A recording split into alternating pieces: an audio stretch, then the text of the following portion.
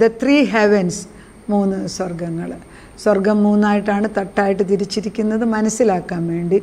സ്വർഗമെന്ന് പറയുന്നത് ഒരു actually the heavens are revelations ആണ്. ഇത് അതായത് ഇതിനെക്കുറിച്ചുള്ള സത്യങ്ങൾ അറിയിക്കുന്ന തട്ടുകളായിട്ട് ഇതിനെ കാണാം. അതിന് ഒരു സ്വർഗത്തിന് 2 സ്വർഗത്തിൻ്റെ ഇടയ്ക്ക് മതിലൊന്നും ഇല്ല കേട്ടല്ലോ, വെള്ളത്തിനകത്ത് തട്ട് പോലെയാണ്. അതുപോലെ first heaven is only a curtain. ഒരു കേട്ടൻ വെച്ച് 2-ാം സ്വർഗം മറച്ചു വെച്ചിരിക്കുകയാണ്. കാരണം 2-ാം സ്വർഗത്തിൽ 1-ാം സ്വർഗത്തിൽ നമ്മൾ ജീവിക്കുന്നു, അവിടെയും മനുഷ്യർ ജീവിക്കുക. അത് നല്ലവർ നന്നാക്കി ജീവിക്കും, കഷ്ടപ്പെട്ട് പാപത്തിൽ ജീവിക്കുന്നവർ കഠിന പ്രയത്നത്തിൽ ജീവിക്കും, സത്യദൈവത്തോട് ജീവിക്കുന്നവർ ഇവിടെ സമാധാനം കൊടുത്ത് ജീവിപ്പിക്കുന്നുണ്ട്. അപ്പം നമ്മൾ സമാധാനം വേണ്ടിയവർക്ക് ദൈവത്തെ കാണണം. പണം ഉണ്ടാക്കുന്ന കാര്യമല്ല സമാധാനം. വീട്ടിൽ സമാധാനവും സ്നേഹവും സന്തോഷവും, അതല്ലേ പരിശുദ്ധാത്മാവിൻ്റെ പ്രയോജനം എന്ന് വെച്ചാൽ ദൈവരാജ്യം എന്ന് പറയുന്നത് ഭക്ഷണവും പാനീയവുമല്ല, പിന്നെയോ നീതിയും സത്യവും സ്നേഹവും നീതിയും പരിശുദ്ധാത്മാവിലുള്ള സന്തോഷം. എവിടെയുണ്ട് പരിശുദ്ധാത്മാവിൻ്റെ സന്തോഷം? ആരെങ്കിലും ഹൃദയം തുറന്ന് ചിരിച്ചു കണ്ടിട്ടുണ്ട്? എന്നിട്ട് എക്സാമ്പിൾ ഞാൻ പറഞ്ഞുതരാം. ഭാര്യ ഭർത്താക്കന്മാർ എത്ര നാളെ നമ്മൾ സത്യത്തിൽ നമ്മുടെ ഭർത്താവിനെ നോക്കി ഒന്ന് ചിരിച്ച് വർത്താനം പറഞ്ഞിട്ട് ഒന്ന് അനലൈസ് ചെയ്ത് നോക്ക്. എത്ര നാളായി ഭാര്യമാർ ചിരിച്ചിട്ട് അവർക്ക് ഇഷ്ടമുള്ളൊരു സാധനം ഉണ്ടാക്കാൻ പോകുന്നു അടുക്കളോട്ട് കയറിപ്പോയിട്ടുണ്ട്? ഭർത്താവ് നിനക്ക് ഇഷ്ടമുള്ള കാര്യം ഞാൻ ചെയ്യാൻ പോകുന്നു പുറത്തിറങ്ങി എത്ര പേര് പറയൂല? Taken four granted. അപ്പോൾ ഭാര്യയും ഭർത്താവും കൂടെ പോലും, എന്നാൽ ഇതേ സെയിം ഭാര്യയും ഭർത്താവും വീട്ടിലിരിക്കുമ്പം അവർ ടെലിഫോണിൽ കൂടാണ് ജോലി ചെയ്യുന്നത്. ഇപ്പോൾ എല്ലാം വീട്ടിലാണല്ലോ മൊബൈൽ. അപ്പോൾ എന്തൊരു ചിരിയും വർത്താനം. അപ്പോൾ ഈ വീട്ടിലിരിക്കുന്ന ഭർത്താവിനോട് ഒരു സ്നേഹവും ഇല്ല. ഞാൻ കാണുന്ന കാര്യമാണ് വിളിച്ച് പറയുന്നത്. ഈ ഫോണിൽ കൂടെ വിളിക്കുന്ന അവനെ അപ്പുറത്തിരിക്കുന്നതിനെ അറിയത്തുപോലും ഇല്ല. അവൻ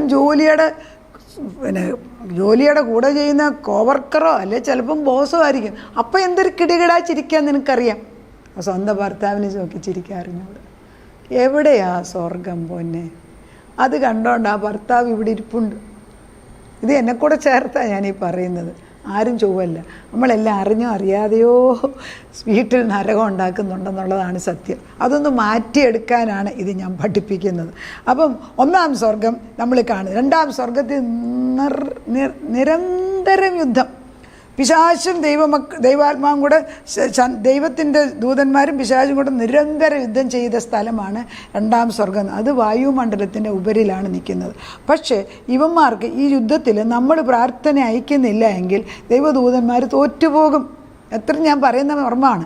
അപ്പം പിശാചുക്കൾ എൻ്റെ ഭവനത്തിൻ്റെ മുകളിൽ അവൻ വന്ന് കൂട് വെക്കാൻ തുടങ്ങും. ഞാനിവിടെ തീ അയക്കുന്നതിനാൽ അതിനിപ്പോൾ ഇവിടെ ഇല്ല, പക്ഷെ എന്നെ ഉറങ്ങിക്കിടന്ന ഉടനോട് എനിക്ക് കാണാം. അതുപോലെ എല്ലാ പള്ളികൾക്കും എല്ലാ ചേർച്ചിനും എല്ലാ വീടുകൾക്കും മുകളിൽ ഇങ്ങനെ ഒരു കാര്യം നടക്കുന്നുണ്ട്. അതായത് 2-ാം സ്വർഗമാണ് 1-ാം സ്വർഗത്തിൽ ജീവിക്കുന്ന നമ്മുടെ കാര്യങ്ങൾക്ക് തീരുമാനമെടുക്കുന്നത്. എപ്പോഴും 3-ാം സ്വർഗത്തിൽ പോകാത്തത് കൊണ്ട്. 3-ാം സ്വർഗത്തിൽ പോകണമെങ്കിൽ സത്യം അറിയണം, എന്താണ് സ്ഥിതിയെന്ന് മനസ്സിലാക്കണം. അപ്പം നമ്മൾ ഈ നമ്മുടെ ഓറിയൻറ്റേഷൻ മറന്നുപോയി. നമ്മൾ ഈ ടെറിറ്റോറിയൽ കണ്ടസ്റ്റിംഗ് ആണ് സ്വർഗത്തിൽ. അത് 2-ാം സ്വർഗത്തിലുള്ള പിശാചുക്കൾ ദൈവദൂതന്മാരുമായിട്ട് എന്ന് ഏറ്റക്കുറച്ചില്ല. എന്തിനാ? ഭൂമി ഏറ്റെടുക്കാൻ, മനുഷ്യരെ പിടിച്ചെടുക്കാൻ, സ്വർഗത്തിൻ്റെ പരിധി ദൈവത്തിൻ്റേത് കുറച്ചിട്ട് അവൻ അവിടെയും കയറാൻ. ഇതെപ്പോഴും നടക്കുകയാണ്. ഈ ദുഷ്ടപിശാച് ലൂസിഫർ തുടങ്ങിയ കാലം തൊട്ട് ഇതാ ചെയ്യുന്നത്. അത് ഇന്നൊന്നും നീങ്ങാൻ പോകുന്നില്ല. ഇനി ഒരു കാലം വരും ഇവനെ എല്ലാം പിടിച്ച് തൂക്കി കെട്ടി എന്നേക്കുമായിട്ട് നശിപ്പിക്കുന്ന ഒരു കാലം വരും. അതുവരെ ഇതുണ്ട് യുദ്ധം എന്ന് പറയുന്നത്. എന്നിട്ട് നമ്മൾ പറയുന്നത് എന്തുവാ? അയ്യോ ഞാൻ പ്രാർത്ഥിച്ചിട്ട് ദൈവം കേട്ടില്ല, എന്നോട് ആര് പറഞ്ഞു? ദൈവത്തിൻ്റെ സ്നേഹം മാറിയിട്ടില്ല. ദൈവം അന്ന് ഇന്ന് എല്ലാം ഒരുപോലെ തന്നെ. പക്ഷേ 2-ാം സ്വർഗത്തിലെ യുദ്ധം നീ അറിയുന്നില്ല എങ്കിൽ നിനക്ക് പ്രശ്നമുണ്ട്. അതുപോലെയാണ് ദേഹം, ദേഹി, ആത്മാവെന്ന് 3 തലമാണ് നമുക്കുള്ളത്. ആത്മാവ് ദൈവത്തെ സ്വീകരിച്ച് കഴിഞ്ഞപ്പോൾ ഉടനെ ശുദ്ധമായി. ഇതിനൊരു കുഴപ്പമില്ല, പരിശുദ്ധ പ്രാഭാഗത്താണ്. പക്ഷേ ഈ 2-ാം സ്ഥലമുണ്ടല്ലോ, ദേഹി എന്ന് പറഞ്ഞൊരു സ്ഥലം, അത് ദേഹം. ഇവിടെ ആരെങ്കിലും അടിച്ചാൽ എനിക്കെന്നോ ദേഷ്യമോ, കാരണം എനിക്ക് നൊന്തില്ലേ. അപ്പോൾ ദേഹി പറയാൻ വേണ്ടിയിട്ട് തിരിച്ചൊന്ന് കൊടുക്കാൻ പറയും, ഒറ്റയായിട്ട് തിരിച്ചു കൊടുക്കും. അതോടെ പ്രശ്നമായി. പിന്നെ അതിര് വഴക്ക്, പിന്നെ എന്നാ ഏതെല്ലാം തരും, മർഡർ, ലസ്റ്റ്, ഏത് പാവം പറ, എല്ലാം ഉണ്ട്. നോണ, മറ്റുള്ളവനെ അതിരെടുക്കുക, മറ്റുള്ളവരെ ദൂഷണം പറയുക, കള്ളസത്യം ചെയ്യുക, ഇതെല്ലാം നമ്മൾ ചെയ്യും. കാരണം എൻ്റെ ജഡത്തിന് പ്രയോജനമുള്ളത് മാത്രം ചെയ്യുന്നു, ആത്മാവിനെ മറന്ന്. അപ്പോൾ ഈ ജഡത്തിന് പ്രയോജനമുള്ളത് മാത്രം ചെയ്യുമ്പോൾ ആത്മാവെന്ന് പറയുന്ന ഈ പരിശുദ്ധ പ്രാവ് അകത്തുണ്ട്, വേദനിച്ചിരിക്കുന്നു. എന്നാൽ നമ്മൾ പ്രാർത്ഥിക്കുന്ന നമ്മൾ വചനമെടുത്ത് പ്രാർത്ഥിച്ചുകൊണ്ട് ആത്മാവിൽ ബലപ്പെടും. വചനം കൊണ്ട് നമ്മൾ പ്രാവിന് അല്ലെ പരിശുദ്ധാത്മാവിന് ഭക്ഷണം കൊടുത്തുകൊണ്ടിരിക്കുമെങ്കിൽ പറക്കാൻ തുടങ്ങും. അല്ലെങ്കിൽ അത് അവിടെ ചുമ്മാ ഇരിക്കത്തേ ഉള്ളൂ, ഒന്നും ചെയ്യൂല. പിന്നെ നമ്മൾ പറയും ദൈവം എന്നെ കേട്ടില്ലെന്ന്. ദൈവം കേൾക്കാഞ്ഞിട്ടാണോ? കേൾക്കും. നീ പ്രാർത്ഥിക്കേണ്ട പോലെ പ്രാർത്ഥിക്കുക. ദൈവത്തിൻ്റെ ആത്മാവിനെ ജീവൻ വെപ്പിക്കണമെങ്കിൽ വചനം കൊണ്ട് തന്നെ നമ്മൾ മെഡിറ്റേറ്റ് ചെയ്ത് വചനമാകുന്ന ഭക്ഷണം കഴിച്ചേക്കത്തുള്ളൂ. അതാ പറയുന്നത് എൻ്റെ തിരുശരീരം എൻ്റെ തിരുരക്തവും കഴിക്കുന്നു, എന്നിൽ ജീവൻ വെക്കുമെന്ന് പറയുന്നതിൻ്റെ റീസൺ അതാണ്. അങ്ങനെ ഈ രണ്ടാം തലം എന്ന് പറയുന്നത് നമ്മുടെ ദേഹീതലമാണെങ്കിൽ എൻ്റെ പൊന്നെ എന്നും യുദ്ധം. എക്സാമ്പിൾ, സിമ്പിൾ എക്സാമ്പിൾ, രാവിലെ ഞായറാഴ്ച രാവിലെ പള്ളിയിൽ പോകണം, അല്ലെ സഭയിൽ പോകണം. ഇന്ന് മഴയാണ്, പോകണം. പിന്നെ 2, എൻ്റെ പുറത്തെല്ലാം അങ്ങ് വേദന, നടുവേദന എടുക്കുന്നു, പുറത്ത് വേദന എടുക്കും. ഞാൻ ഇന്ന് പോകുന്നില്ല. അപ്പോൾ ദൈവത്തിൻ്റെ ആത്മാവ് പറയും, മോളെ നിനക്ക് വേണ്ടിയല്ലേ ഞാൻ ഇന്നിവിടെ ശുശ്രൂഷ നടത്തുന്നവ. അത് ശരി, എന്നാൽ പൊക്കളെ. പിന്നെയും നമ്മൾ വേണ്ട, ദേഹത്തെല്ലാം വേദന, അവിടെ പോയിട്ട് ഇപ്പോൾ എന്നാ ഗുണം? അവിടെ നമ്മൾ പള്ളിയിലെ അച്ഛനെയും മറ്റുള്ളവരെല്ലാം കുറ്റം പറയാം. അവിടെ ചെന്നിട്ട് എന്തെടുക്കാനാ? ഒരു കാര്യമില്ല, ഇവിടെ നിന്ന് പ്രാർത്ഥിച്ചാൽ മതി.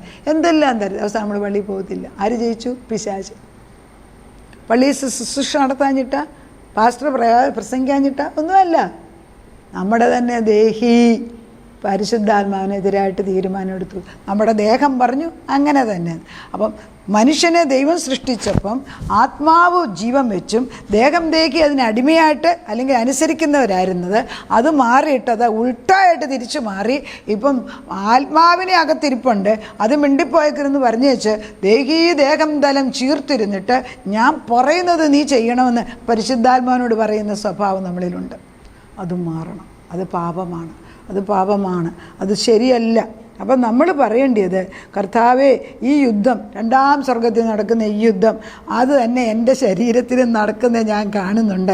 ദയവ് ചെയ്ത് ഇതിൻ്റെ സത്യം ഒന്ന് പഠിപ്പിച്ചാൽ ഞാൻ ഇതിൽ നിന്ന്, ഈ ജയിലിൽ നിന്ന്, ഈ തടവിൽ നിന്ന് ഞാനൊന്ന് രക്ഷപ്പെട്ട് മൂന്നാം സ്വർഗത്തിലേക്ക് കയറി നിൻ്റെ അടുക്ക വന്നില്ല. അതായിരിക്കണം നമ്മുടെ ആഗ്രഹം. ദിനം പ്രതി എൻ്റെ ദൈവത്തെ ഒന്ന് കാണണം. രാവിലെ എഴുന്നേൽക്കുമ്പോൾ അപ്പച്ചൻ്റെ അടുക്കലോട്ടൊന്ന് വരണം. ഏതെങ്കിലും ഒരു നല്ല വചനം ഒന്ന് കേട്ടിട്ട് എന്നെ ഒന്ന് തീ കത്തിക്കണം. വിറക് ഇന്നലെ കത്തിച്ചത് ഇന്ന് കരിയാണ്. നല്ല വൃക്ഷത്തിൻ്റെ ആണ്, അത് ഇന്ന് കത്തിച്ചാൽ വീണ്ടും പാഴ്വൃത്തത്തിനാണ് ഒരു ഗുണമില്ല. അതുകൊണ്ട് പിന്നെയും കത്തിക്കത്തില്ല. പിന്നെ നല്ലതാണ്, പിന്നെ 2 പ്രാവശ്യമെങ്കിലും കത്തിക്കാം. പക്ഷേ എന്നൊന്നും കത്തിക്കാമല്ലോ, എന്തുകൊണ്ട് ചെയ്യുന്നില്ല? അപ്പോൾ ഈ 3 realms 3 പർപ്പസാണ്, 3 ലെവൽസ് ഓഫ് ആക്സസ് ആണ്. 3 ഒന്നാം യുദ്ധത്തിൽ യുദ്ധം ചെയ്യുന്നതിനും രണ്ടാം സ്വർഗത്തിൽ യുദ്ധം ചെയ്യുന്നതിനും മൂന്നാം സ്വർഗത്തിൽ കയറുന്നതിനും 3 തട്ടാണ്, 3 നിയമങ്ങളാണ് അപ്ലൈ ചെയ്യുന്നത്. അതറിഞ്ഞിരിക്കണം. അപ്പം നമ്മൾ ഈ പിശാച് നമ്മളെ ബുദ്ധി മന്ദിപ്പിച്ച് ദൈവത്തോട് അടുപ്പിക്കാതിരിക്കുന്നതിന് നമ്മൾ ദൈവത്തെ കുറ്റം പറയുന്നത് എന്തിനാ? പലരും പറയുന്നുണ്ട് എനിക്ക് ദൈവത്തിൻ്റെ വചനമൊക്കെ അറിയാം, ഞാൻ ദൈവത്തിന് ശുശ്രൂഷ ചെയ്ത വ്യക്തിയാണ്, എന്നിട്ട് ഇപ്പോൾ എന്ത് എൻ്റെ ഭർത്താവ് മരിച്ചോണ്ട് ഞാൻ ഇനിയും പ്രാർത്ഥിക്കുന്നില്ല. അങ്ങനെ ഒരാളെന്നോട്, എൻ്റെ ഭർത്താവ് മരിച്ചു ഇനി ഞാൻ പ്രാർത്ഥിക്കുന്നില്ല, എനിക്ക് ദൈവം വേണ്ട, പള്ളിയും വേണ്ട, ഒട്ടക്കാരനും വേണ്ട, ആരും വേണ്ട, എനിക്ക് വേണ്ട. അപ്പോൾ എന്ത്? എവിടെയായിരുന്നു നമ്മുടെ സ്നേഹം? എന്താപത്ത് വന്നാലും ഏത് പ്രശ്നം വന്നാലും ഈ ദൈവം എൻ്റെ കൂടെ ഉണ്ടെന്ന് നമ്മൾ പഠിച്ചില്ലെങ്കിൽ പ്രശ്നമായി മാറും. അപ്പോൾ first heaven is only A curtain ഞാൻ പറഞ്ഞു. അപ്പം നമ്മൾ പറയുന്നത് ഈ ഫസ്റ്റ് ഹെവനിന് സൗന്ദര്യമുണ്ട്. അത് നമുക്ക് ചുറ്റും, നമുക്ക് സൗന്ദര്യം പോയത് നമ്മുടെ ഉദാസീനത ഉണ്ട്, അത് വിശുദ്ധിയാക്കാൻ നമുക്ക് സാധിക്കും. സെക്കൻഡ് ഹെവനിൽ എന്നും യുദ്ധമാണ്. മൂന്നാം സ്വർഗത്തിൽ യുദ്ധമൊന്നുമില്ല. അവിടെ പിതാവ് ഇരിക്കുകയാണ്. പിതാവും പരിശുദ്ധാത്മാവും അവിടെയുണ്ട്, പുത്രനും ഇപ്പോൾ ഉണ്ട്.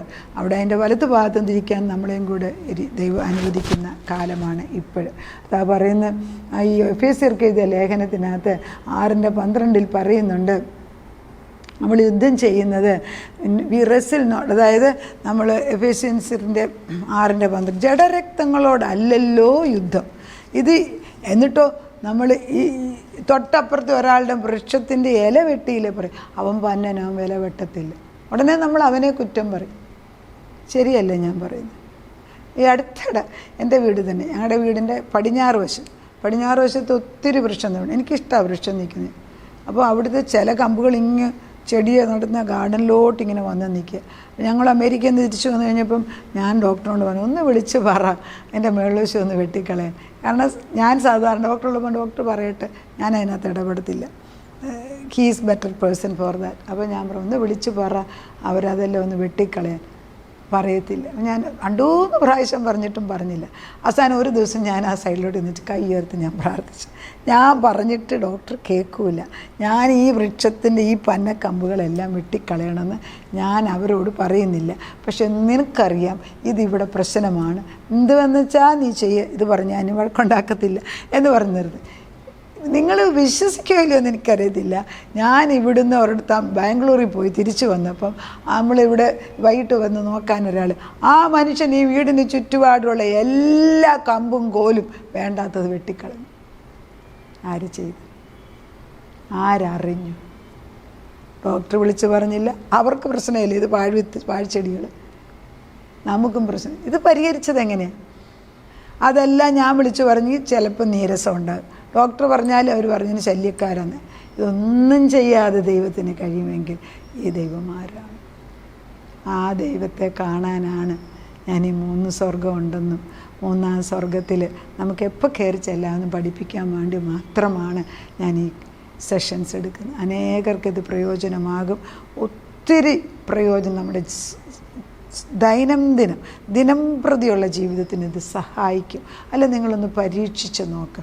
സത്യം ഞങ്ങളെ സ്വതന്ത്രമാക്കട്ടെ. പ്രാർത്ഥിക്കും. അതാ 3 സ്വർഗമുണ്ടെന്നും 3-ാം സ്വർഗത്തിൽ പിതാവ് ഇരിക്കുന്നിടത്ത് അവിടെയൊന്നും കണ്ണുനീരും ദുഃഖവും രോഗവും മരണവും ഒന്നുമില്ല. അവിടെ ദൈവത്തിന് അതിപരിശുദ്ധൻ പരിശുദ്ധൻ പരിശുദ്ധൻ പരിശുദ്ധൻ എന്ന് എപ്പോഴും വിളിച്ച് പറഞ്ഞുകൊണ്ടിരിക്കുക.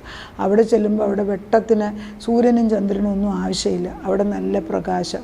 എന്നാൽ ഈ 3-ാം സ്വർഗത്തിൽ തന്നെ അപ്പച്ചൻ്റെ കൂടെ ഞങ്ങളും നീയുമായിട്ട് ഒന്നിച്ച് ജീവിപ്പാനാണ് അവിടുന്ന് ഞങ്ങളെ സൃഷ്ടിച്ചത്. അവിടുന്ന് ഭൂമിയിൽ വന്ന് ഞങ്ങളുടെ കൂടെ ഉല്ലാസം, അതായത് മനുഷ്യപുത്രന്മാരോടുകൂടെ ജീവിക്കാനാണ് ദൈവത്തിൻ്റെ പ്രമോദം. അത് അങ്ങനെയുള്ള ഒരു ദൈവം മനുഷ്യനെ തൻ്റെ സ്വരൂപത്തിൽ സൃഷ്ടിച്ചെങ്കിലും പാപം വന്നതോടുകൂടി ദൈവത്തിന് അടുക്കാൻ വയ്യാതെ അതോടുകൂടി 3 സ്വർഗങ്ങൾ മുമ്പിൽ വന്നു. ഒന്ന് പറുദീസായിന്ന് ഞങ്ങളെ ഇറക്കി വിട്ടു കഴിഞ്ഞപ്പോൾ ഈ ഭൂമിയിലേക്ക് വിട്ട് ഈ മുള്ളും പറക്കാരെയുള്ള, അതായത് പിശാചിൻ്റെ ദുഷ്ടത കൊണ്ട് ഭൂമി മുഴുവനും മുള്ളും പറക്കാരെ ആയിടത്തോട്ട് നമ്മൾ കടന്നു വന്നു. പാപം ചെയ്തതിന് നല്ല ഭൂമി ശപിക്കപ്പെട്ടതുമായി. ഇനിയിപ്പം ഭൂമി പോലും കരഞ്ഞുകൊണ്ടിരിക്കുക. ഏത് മനുഷ്യപുത്രന്മാരുടെ വെളിപ്പാടിന് വേണ്ടി ഭൂമി കരഞ്ഞുകൊണ്ടിരിക്കുന്നു. ആര് വരും?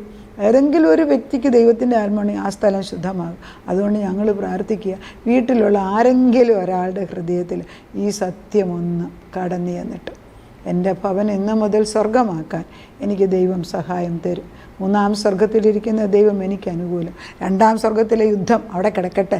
ഞാൻ അവനെ നോക്കിയിട്ട് എൻ്റെ സമയങ്ങൾ, അവൻ എന്നെ എന്നും കുറ്റം പറഞ്ഞുകൊണ്ടിരിക്കുക. പിശാച് മുഴുവനും അവൻ എന്നെ മേലെ അമ്പ ചെയ്തുകൊണ്ടിരിക്കുക, എന്നെ നശിപ്പിക്കാൻ അവൻ നോക്കിക്കൊണ്ടിരിക്കുക. പക്ഷേ ദൈവദൂതന്മാർ എനിക്ക് കാവൽ നിൽക്കണമെങ്കിൽ എനിക്ക് കൂട്ടായിട്ട് പ്രാർത്ഥനയുടെ ആവശ്യം, കൂട്ടായ്മയായ പ്രാർത്ഥന ആവശ്യമുണ്ട്, വ്യക്തിപരമായ പ്രാർത്ഥന ആവശ്യം, കുടുംബമായ പ്രാർത്ഥന ആവശ്യം, ഓരോ വ്യക്തി ഓർത്ത് പ്രാർത്ഥിക്കേണ്ടി ഇൻ്റർസെസറി പ്രയറുണ്ട്. ഇതൊക്കെ ആവശ്യം.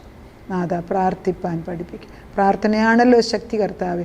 അതുകൊണ്ട് നീ ഞങ്ങളുമായിട്ടുള്ള നഷ്ടപ്പെട്ട ബന്ധം ക്രിസ്തുവേശുവിൽ തിരിച്ചു തന്നതിനാൽ ഞങ്ങൾക്ക് നിൻ്റെ അടുക്കൽ വരാനും നീ ഞങ്ങളിൽ വസിക്കുവാൻ ആഗ്രഹിക്കുന്നുള്ള സത്യം മനസ്സിലാക്കിയാൽ ഈ ലോക ജീവിതം എളുപ്പമാക്കാം. അത് ചെയ്തെടുത്താട്ടെ. പ്രാർത്ഥനയായിട്ട് ഉത്തരം തന്നതിന് നന്ദി. യേശു ക്രിസ്തുവിൻ്റെ പൊന്നുനാമത്തിൽ തന്നെ. ആമേൻ.